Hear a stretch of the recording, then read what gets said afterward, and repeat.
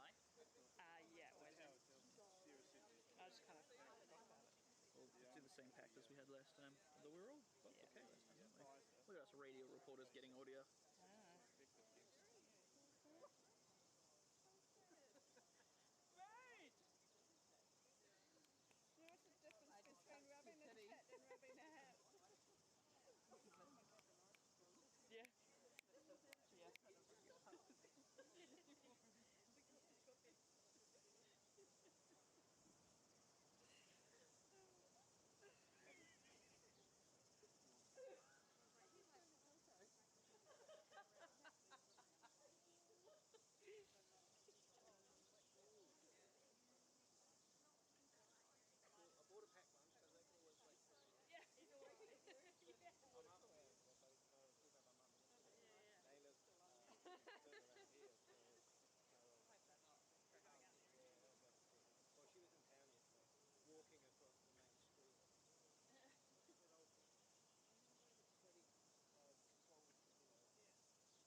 needed to work.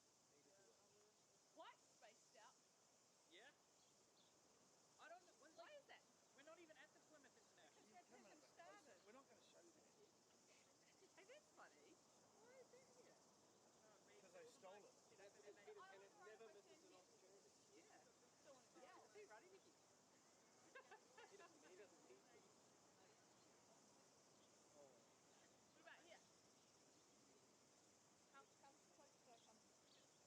We're going to have to strain our voices so Yogi can listen. Oh, that's great. Yeah. Endless questions couldn't be heard over the barreling waves in the background.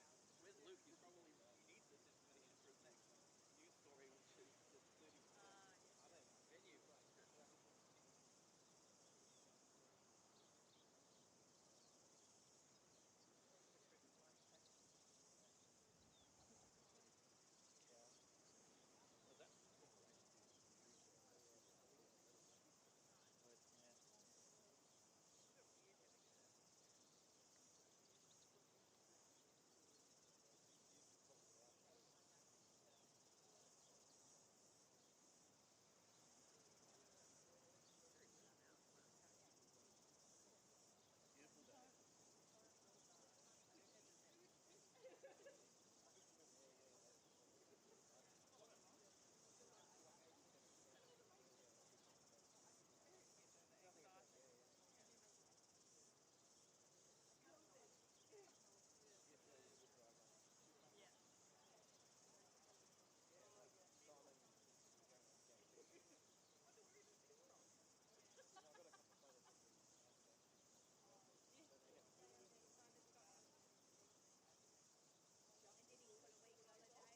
know.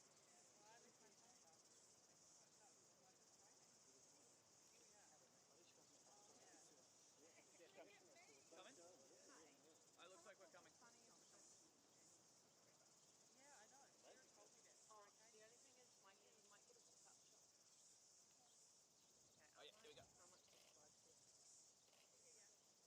here we go. How much is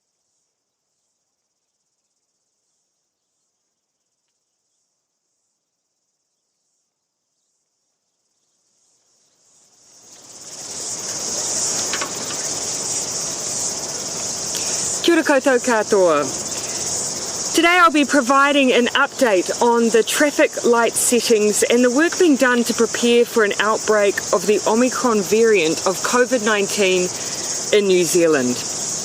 Yesterday afternoon, ministers met to discuss the traffic light settings throughout the country. Following public health advice, Northland will join the rest of the country in orange at 11:59 p.m.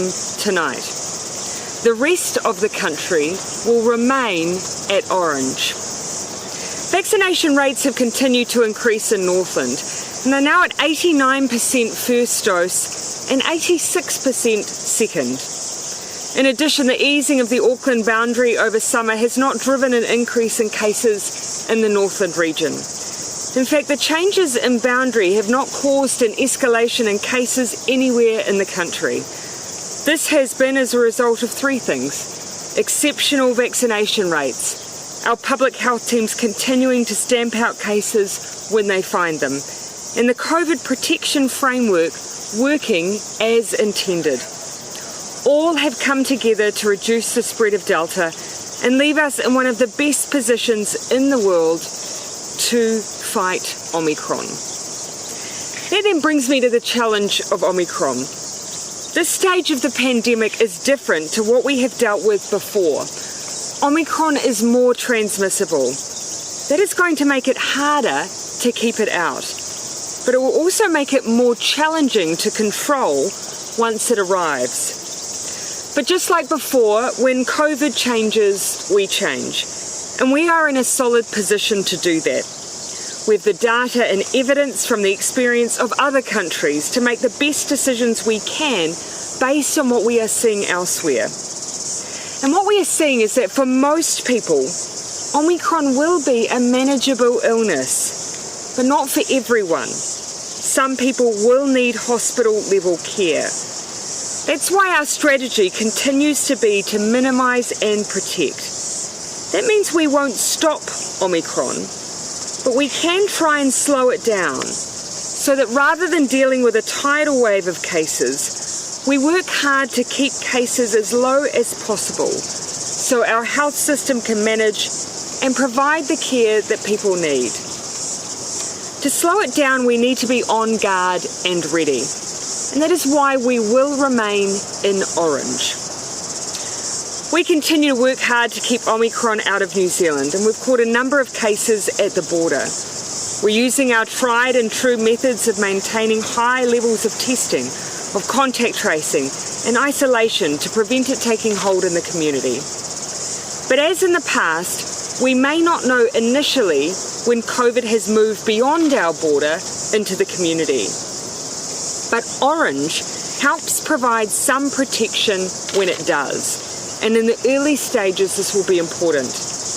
Once Omicron arrives, though, we will need to step up further. That's why I'm confirming today that when Omicron enters into the community, beyond border-related cases, the whole country will move into red within 24 to 48 hours. We know from other countries that Omicron can take as little as 14 days for cases to grow from the hundreds into the thousands across the country. It is important to remember, though, that red does not mean lockdowns or regional boundaries, and business remains open. What it does mean is immediately increasing our use of masks, changing the way we interact in hospitality, and reducing gathering sizes in order to slow Omicron down. But getting our public health settings right are not the only things that we can do to prepare. We can also vaccinate. This week, 5 to 11-year-olds became eligible for vaccines, and importantly, everyone who's had their second dose of the vaccine 4 or more months ago can now receive their booster. The evidence tells us that while 2 doses of the vaccine makes a huge difference to the Delta variant, it's the booster that will help get us through Omicron. And it will help us in critical ways. While many people who become infected with Omicron will not get critically unwell, others will. The boosters reduce the severity of illness. It means you're much less likely to end up in hospital than if you don't receive a booster. And that will be so important in making sure our system can manage what comes our way. Not many countries have had the chance to roll out a booster before Omicron hits. We have, and we are. It's an opportunity we need everyone to take up. These are the things we can do to prepare, but there's also things that you can do as a whānau. Just like before, anyone who's a close contact of a COVID case will need to isolate, and obviously if you get Omicron, you'll need to be at home for a period of time. We're working hard to make sure people who may need support through this period, be it from healthcare or social services, have what they need. But for the most part, people will be able to support themselves. So we're asking that you think about what you'll need to stay at home for a period of time if you or a family member is infected with Omicron. And while you prepare, these are the things we're doing to make sure we are ready for what we've seen abroad. Omicron's high transmissibility has seen large case numbers internationally. While we're better placed than most countries to minimise the spread of Omicron, we will have higher case numbers than we're used to seeing or have experienced before.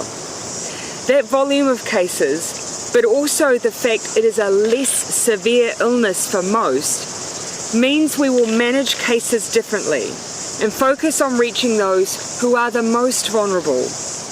We are preparing a graduated system for case management for different stages of the pandemic. We're also doing work to ensure that essential services are able to continue operating in a high transmission environment by using more frequent testing. There are examples where we already use regular testing in this way in our healthcare settings, and we're looking to expand these protocols. Currently, we use PCR testing as our primary way of identifying cases. We have the capacity to undertake 40,000 tests a day without any strain on our system. We know that with wider spread, this system will need to change though. Here, Cabinet has already established several principles for testing in the future. They'll be focused on those who are symptomatic, vulnerable, essential workers and close contacts. They will be free. I repeat, testing in New Zealand for COVID-19 will be free. They will be available locally. Rapid antigen tests will be used more widely. They perform best when rates of COVID are high, such as during the peaks of transmission other countries have experienced with Omicron. Currently, we have 4.6 million rapid antigen tests in the country and tens of millions of rapid antigen tests on order. With this number, we can maintain our testing principles. To summarise though, every day without Omicron here is a day we can continue to prepare, but we need your help. This is going to require a team effort, just as it has at every other stage. We need everyone to think about how they can prepare. For families, make sure your vaccines are up to date and everyone who is eligible is boosted. Think about what you need at home if you're required to isolate. Business, think about PPE and distancing in your workplace, as well as how you can support your workforce to get a booster. Think about contingency planning should parts of your workforce need to stay at home. And familiarise yourself with the Leave Support Scheme that gives financial support while people are isolating. But to everyone, we've experienced large change in this pandemic before, and we are on the cusp of that again. But we don't need to be fearful. We do, however, need to prepare. We're well placed to take on this next challenge because we've always put the important things first, and that ultimately is one another. We're now happy to take your questions. What's the plan for hospitals? Jason and then Mikey. What's the plan for hospitals if they're overwhelmed? Can we expect more information on that? Well, first and foremost, our plan is very much focused on taking a preventative stance. We know that we will not be able to stop Omicron from spreading given the infectiousness of it, but we can slow it down. And by working to slow it down, we thereby support our health system to cope with what comes our way. The booster is also critical. At the same time, of course, we've had and trained, even since the Delta wave, plans to support, and those are already in place, to support our healthcare system should we see increases in cases. So there's nothing additional that the government's going to be doing? That work was already done with Delta. We were preparing at that point for a disease that had even greater severity and even greater likelihood of a hospital transmission. So ICU surge capacity, bringing in additional health workforce, creating space in negative pressure rooms. That's work that was already underway and continues. So hospitals won't be overrun by Omicron? What we have to do is make sure we take the steps to prevent that. Get boosted and try and slow it down. And I've outlined today the ways that we're looking to do that. In terms of the preparation window that you're talking about, in terms of delays, in terms of opening borders and so on, how long do you expect that will be? Well, of course, what I've talked today about are the things that we need to do now. We've already seen we have cases knocking at our door. We've had cases obviously increase at the border, and we've had examples of our managed isolation workers who, because of how infectious Omicron is, have contracted it. Now, we've picked them up, but it is, of course, a case of when, not if. So that's why we need to use every day to prepare. Now, government is doing that. We're asking the public to help as well. Prime Minister, you said earlier... I'll come here, Claire, and then down the back. You said earlier this morning that widespread lockdowns shouldn't be needed with our current vaccination levels and under the framework. Does that mean, under what circumstances would, say, smaller or localised lockdowns be used? We've always said with the COVID protection framework, lockdowns aren't built into that system. First and foremost, we use public health measures, social distancing, mask use and gathering limits, and that remains the case. But the COVID protection framework's always had the ability, should we need localised lockdowns, and what we include there is, should we need to see, for instance, workplaces or in specific circumstances, education facilities. We've also said if we have areas, for instance, that may be rural and isolated with very low vaccination rates, but it is not at its core part of the blanket COVID protection framework. So not entire cities or regions? No, that is not part of the COVID protection framework. So a town like Murupara wouldn't go into lockdown. A small town like Murupara with, if they had the COVID protection framework does not have at its core lockdowns as a way of operating, and that's because we're in a different environment. We have vaccines to support us. We have other mechanisms to try and slow Omicron down, and we are using those. But lockdowns are not part of our core toolkit. But you mentioned they are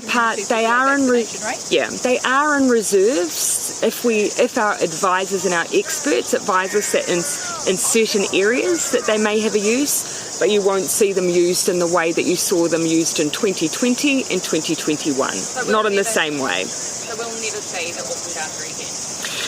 That is not part of, we don't have regional boundaries as part of the COVID protection framework. And look, with Omicron, it is demonstrating the pace at which it moves. So we are better, of course, to focus our energy on the things that we know will make a meaningful difference. Mask use, social distancing, reducing gathering sizes, and those are all things that are included in our red settings. We will move when Omicron arrives. How will you prioritise any modelling on how bad it's going to be, how many cases we could see when Omicron? I think the first thing to say is that Omicron is markedly different. On the downside, yes, it is more infectious. On the upside, of course, it is for most people a mild to moderate illness that they will be able to care for themselves at home, particularly, of course, if they've been vaccinated and boosted. We have to prepare ourselves for every circumstance, though. We want to take a preventative stance by slowing it down because at the moment the modelling is highly variable and at present it is just too difficult to say what we may see in New Zealand. It varies from the thousands to the tens of thousands. And moving the country into red is not what a lot of people wanted to see from this announcement. They wanted to see a detailed plan of how supply chains will stay open. What happens to close contact when we don't have labour shortages? Where is the plan for Omicron? Well, the first thing I would say is that the COVID protection framework is a core part of our preventative stance. Then, of course, there's the work around the way case management works, isolation and contact tracing, and as I've said, ensuring business continuity. We already have in place a system that has served us well. What we will be presenting is a graduated system that as we see Omicron in our community change, we'll move through those graduated settings. And we'll be looking to share that as early as next week. The business continuity work is already underway. MBIE's working with those sectors that are essential workforces to ensure that we have measures that allow food distribution, healthcare to continue to be provided through a period of Omicron being in the community at high rates. Does that mean that close contacts or people who would normally have to self-isolate, will they be asked or required to go to work as special groups? And as I say, look, we're working on a graduated system. So long as we're able to maintain the way of working that we have, we'll continue to do that. But when you look overseas, you can see that changes quite rapidly. And with Omicron being a different disease, that gives us the ability to actually adapt too. So we'll be presenting that graduated system in the coming days. I'll come Joe and then I'll come over here. You said that the booster shots and getting kids vaccinated is a big part of the preparedness before it arrives. Particularly boosters. What modelling have you seen around how long it might take to get that done, and does that ultimately mean that the border, which is obviously a big tap you can use, needs to stay shut in the way that it now is until you get to that point? By the end of February, 82% of New Zealanders will have been eligible for their booster. So we do know that a large portion of the population will be eligible to have received that booster shot. We know that roughly 52% of those who are eligible now have received their booster. We need those numbers to increase. And so that it has to be a core part of our preparation strategy. Now, not many countries are in the position to vaccinate before Omicron arrives. We need to use that advantage, get boosted and be prepared. So what connection does that in terms of the border, look, I think the point I would make is that every day that we don't have Omicron in our community now, we need to use. So yes, we've signalled that our intention was for the end of February to see changes at our border. Omicron is already knocking at our door though, so we need to move now. No one should be waiting for border changes to go out and get boosted. They should do it now. And you've indicated in the answer before that it's a little bit slower in terms of the booster uptake. So the numbers obviously demonstrate, but equally I remain optimistic. New Zealanders are returning from their summer holidays. We're seeing people being boosted as they bring in their kids for vaccines. What I want to see is those numbers continue to increase. My question on that though was if so many, 82% or whatever, are eligible by end of Feb, but if it's sort of going to be end of March, end of April, if that's what the modelling's looking like, then are you going to hold up everything until you get to that point? Cabinet's made no such decisions on that. You said this morning that Sorry. this year we will see case numbers that we haven't seen before. Correct. How many cases a day are we going to see? As I've seen, the modelling that I've seen, and I'll leave it to those modellers to release their numbers, but the modelling I've seen is highly variable, from the thousands to the tens of thousands. And I think that just demonstrates that we're watching Omicron having only entered into the world's awareness in November. So it's very difficult to predict the impact that preventative measures like our red settings will have, the impact of boosters and a pre-boosted population will have. So it is difficult to model. We know enough to know, though, that boosters are really important, and making sure we move quickly is really important. Can you tell us about this possible Omicron case in Palmerston North? Yeah. Is it possible that we could see a move for the entire country to red in the next? So look, as I've said, what we're looking for is once it's moved beyond border cases, we have seen a handful now of border cases. For the most part, we're seeing that actually we've got those quite early. The Palmerston North case, you'll have seen all of the details already released from the Ministry of Health. This is an individual who was tested 5 times whilst in MIQ, stayed for a full 10 days and was released after their final negative test. Several days after being released, they've become symptomatic. The same day they became symptomatic, they were tested, returned a positive test. Their family household contacts are in isolation, and they are also contact tracing secondary contacts as a precautionary approach. We have, as yet, no returned tests for their household contacts, but as soon as we do, you'll see us report on those. Is it possible that they may have picked it up in the community? No, that is not the assumption that we're working to at the moment. We don't have whole genome sequencing, but we do know that there were 5 other active cases on the floor of this individual while they were in MIQ. The Ministry of Health is actively, as they do in every case, working to establish what may have happened here. Whole genome sequencing will support that, but they are acting on the assumption that it's Omicron and that it's come from their period in MIQ. Given what do you think that the border... I'll just debate if you don't mind. Can I ask you a reflection on the Australian case numbers, the hospitalisations, the deaths, Victoria's Code Brown, all of this, does that come into your thinking as to why you've made the call today? It's fair to say that we are looking at the circumstances of every country facing the wave of Omicron because we need to learn from that. And we are learning from that. There's interesting research being produced by the likes of Denmark around the impact of boosters. They have a relatively high rate of boosters. We're looking at Singapore, we're looking at Australia. What I would say about Australia is I'm not sure that we can directly make a comparison. We've been very deliberate that we do want to preventatively move and move very swiftly with public health restrictions to help us. And so that may put us in a different position, but it is hard for us to fully assess the impact of taking that stance. I'm tending to look a bit more at South Australia and what they're experiencing, more so than, say, the likes of Victoria and New South Wales. They had a lot of seeding, and they had a lot of seeding from the border.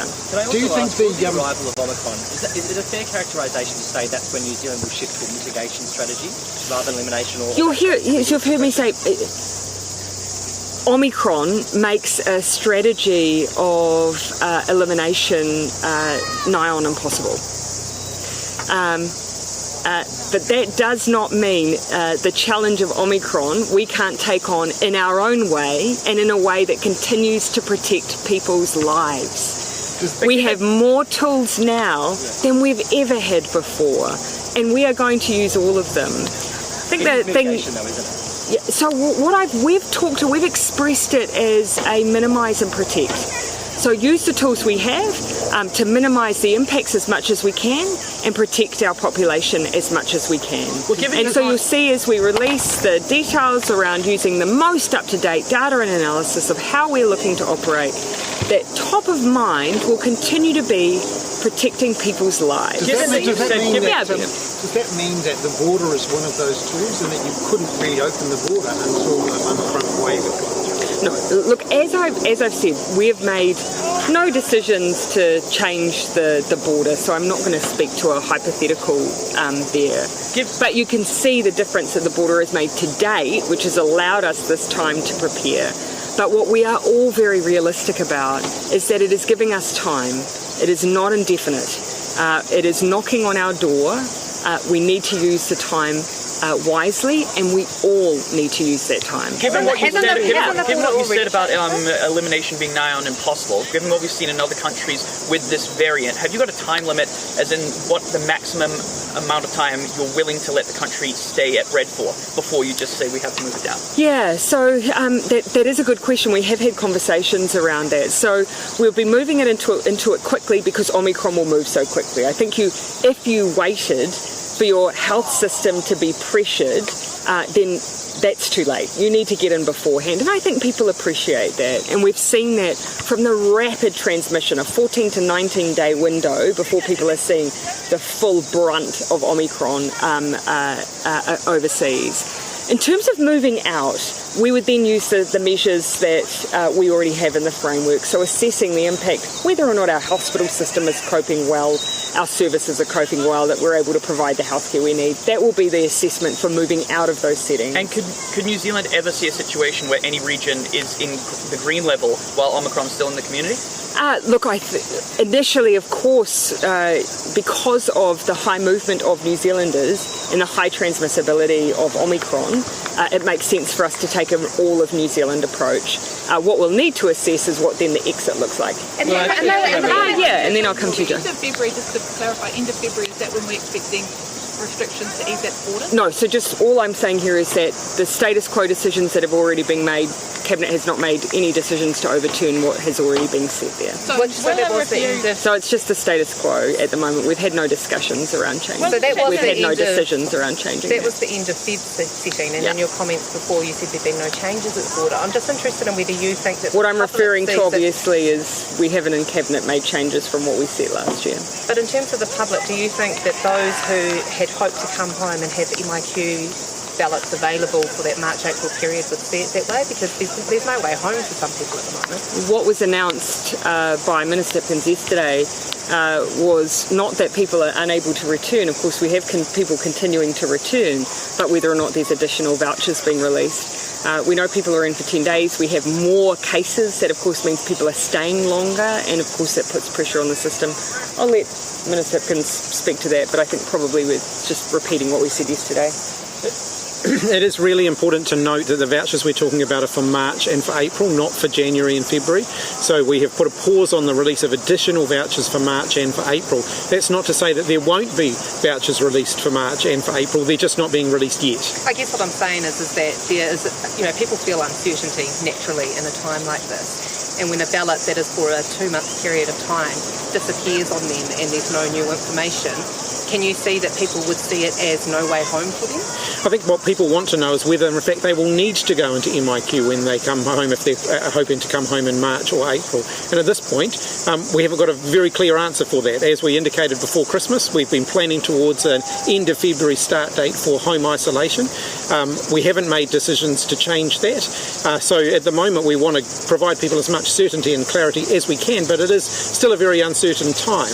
Obviously, Omicron has changed the situation to what we were dealing with even 3 months ago. So what's the situation with rapid antigen tests in terms of distributing them and making sure people have them on hand at home for free so they can use them as they go? So I'll make a very quick statement. First of all, you will have heard us talk about the graduated system. And the reason we're talking about that is initially when you have lower case numbers, there's good reason to keep operating the way that we are. We know that PCR tests are more accurate. We've got capacity for 40,000 a day. But at the same time, we're preparing to introduce rapid antigen tests much more widely into our system. That's why, of course, we have the already 4.5 million in the country and tens of millions on order. And working on a distribution model that means that people will be able to access them locally. Again, part of the graduated system we'll be sharing details on next week will include the way that those will be distributed. At least in the first instance. I wouldn't describe it in that way. You will have heard us say that we want to make sure that close contacts, symptomatic individuals, those who are in essential work and who are part of the critical supply chain and those who are vulnerable, a core part. Keep in mind, of course, rapid antigen tests are already able to be accessed privately. Encourage businesses as part of their contingency planning where they are wanting to ensure continuity to access those rapid antigens and hold them in stock themselves, and many already have. So will they be free as well? Because some other countries are giving them out for free. So we're making sure that we are providing rapid antigen tests to the community for free. If a business is providing them for their staff, I imagine they would do the same. Why is the detail around close contacts and testing for Omicron still being worked through? Why don't you have that detail today? Well, we do, but we're providing information in a staged way. Well, to be fair, though, of course, the initial stage of Omicron will be as it is now. What we're talking about is the stages when we have higher case levels, and the graduated system will apply when we come to those higher case levels. But if you have the detail around close contact definition, testing, procedures in terms of Omicron, for the most part, why don't you release that today? For the most part, there are some final details. Of course, we are working through. So you either have it or you don't. We have a broad plan, yes. We have a graduated system, yes. But we'll be providing the finalised detail of that next week, and it also gives a chance for it to be presented in full to Cabinet as well. No, not at all. Right, Ben. The Kiwis need to have a bit of a personal reckoning at this point and sort of accept that if Omicron does come, they might get COVID, and the likelihood is they'll be fine. Well, you'll hear that is much of what we're sharing today. And keep in mind, we have a system that already supports people to be cared for at home. We already have a contact tracing system that we will use for Omicron. We already have an isolation system we will use for Omicron. We have a social service support network we'll use for Omicron. We have it all in place. What we're ensuring is that it will be fit for purpose at higher levels of caseload, and that we'll be making sure we're still reaching those who need that extra support. Most people won't, though. What I'm talking about, though, is not necessarily the preparedness, but the mindset shift that Kiwis take. Yeah, and look, this is why you'll hear us talking about what we're seeing of other countries, talking about what we expect, talking about what we're seeing in the evidence and the data. And that's because that is what most people are experiencing. We're also not downplaying the need to ensure that people take this very seriously. A booster is critical to ensure that you don't have that severity of illness. So we've got to get that balance right. It is different to Delta, but we do still need people to be prepared. Prime Minister, just back on the hospital. Amelia. Why is it taking so long to get that detail of the close contact definitions for example? As I've said, Omicron at our border a month ago. It hasn't. The close contact definitions and the definitions we're using haven't changed. But we are going to cast forward and look at situations where we will have higher caseload. And as I say, within the next 6 days, share when we reach those high caseload numbers what people would expect to see change in that system. And so that will be well in time before we're ever likely to have needed those, well in advance. Many other countries are providing that once they hit them.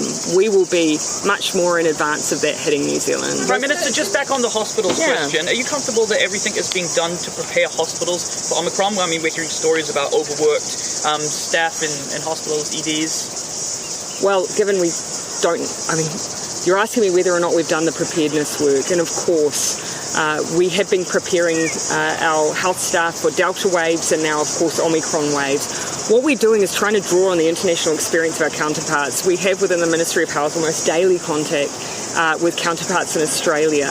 I was just reading a readout today on some of their experience, and much of what they're sharing is around the management at home, because when those settings are right, you see less pressure on your health system.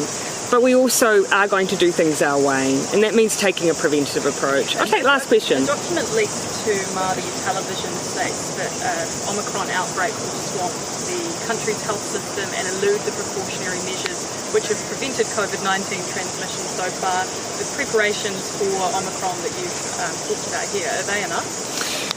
Well, as we've said, they are preventative, and they are about slowing the spread of Omicron down. But no one, I think, standing here today telling you it will be that it will be possible to stop it entirely. No country in the world has been able to do that.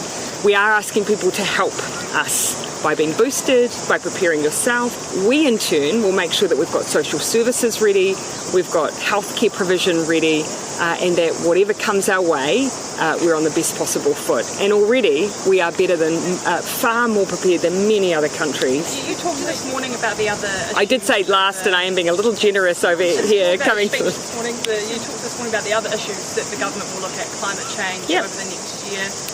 How realistically, how is the government going to do that with the disruption that Omicron sounds like? Well, we already have. I mean, you've already seen us establish those really critical mechanisms that we need, increase our ambition, the emissions reduction plans we've been working on throughout COVID. And as I said this morning, Labour as a government has not only been tackling head-on COVID and has been one of the most successful countries in the OECD in doing that, we've also been taking on the other challenges that New Zealand faces. We are the party, I believe, that takes on challenge and change well. We need to keep demonstrating that. Will there be some kind of financial support or wage subsidy that continues for businesses? Yeah, so the... So what are you going to call the I'll let you pick a name. In terms of support, the leave support scheme, the 7-day payment that mirrors the levels of the wage subsidy, I think will be critical for Omicron, and that remains in place. It provides financial support while employees are isolating, or if they indeed have the illness themselves. We do continue to keep an eye on whether or not additional sector-specific support is required, and we continue to assess whether that will be needed in the next stage. All right, I'm going to wrap now, everyone. Thank you. Thank you.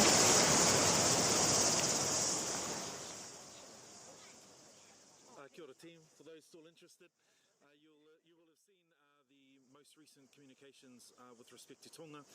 Today Hercules left just before 12 p.m. It's expected to arrive in Tonga at approximately 4 p.m. The HMNZS Wellington is expected to arrive approximately 6 p.m. tonight. In the meantime, we are loading up the HMNZS Canterbury with particular tools to continue to help with the relief effort, but more importantly the rebuild. Two of those particular tools are of course NH90s, which will allow us to service some of the outer islands, which I know many of the whānau here in New Zealand are waiting to hear about. Other than that, I'm happy to take questions. Can you detail what supplies heading on the Herc heading to Tonga? So on the Herc heading to Tonga, one of the most important ones, of course, is water. Secondly, communication tools. I'm picking that's a combination of satellite phones amongst other things that will allow us to open up more communication lines. Of course, that's important in the Tongan capital, but we know that where there are communication challenges, they also are in the outer islands, which is why getting a ship there, which is the HMNZS Wellington this evening, is an important step. And how many trips will the defence force be taking up to Tonga? At the moment, we're looking to plan 2 to 3, but of course that'll be dependent on the needs of the Tongan government, and as the Hercules is supplying urgent needs, we know that our ships are on their way with some of the bulk needs that they'll require. And do you have any updates on injuries or unfortunate deaths? No, still just the 3 confirmed that we know of, and the report that there are significant injuries of the description I'm not sure of. And is communication getting better now? I understand communication around the island, in particular the main island is. There are limited communications that have opened up there, but international communications still remains a challenge. Minister, after the initial effort, are you concerned at all about there being a bit of geopolitical competition to help rebuild Tonga?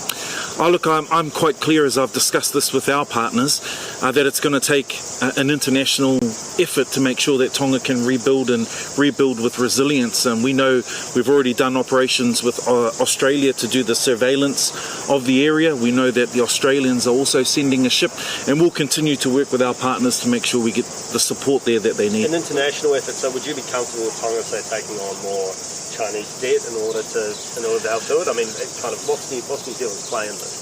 Well, our plan is to be there first and to be the responsible partner that we always claim to be in the Pacific, which is why for my role I've made it clear that the Pacific is our priority. So let's focus on the relief effort first before we start looking towards what it'll take longer term to rebuild Tonga. Would you urge though all nations to provide aid unconditionally rather than tied or to be repaid? Look, I do think that in times like this, humanitarian disaster, the expectation I certainly have of our people here in New Zealand that will do that. What other countries do is up to them, but I'd like to think that we're the example.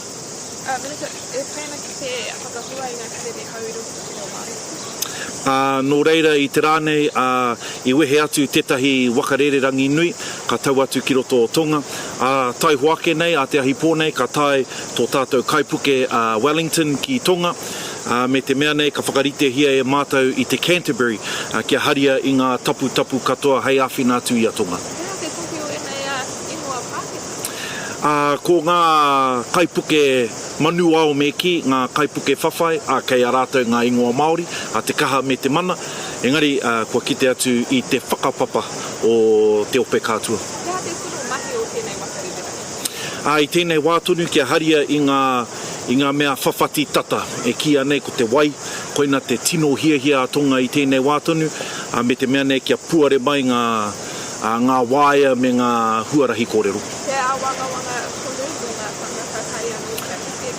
Ai marika, e mea ana ngā whānau ki roto o Aotearoa, kei te awanga tonu mō wā rātou whānau ki roto i ngā motu iti, koina te take e hia ana mātou kia puare mai ngā tatau kōrero ki a rātou. Kia ora te. Just wondering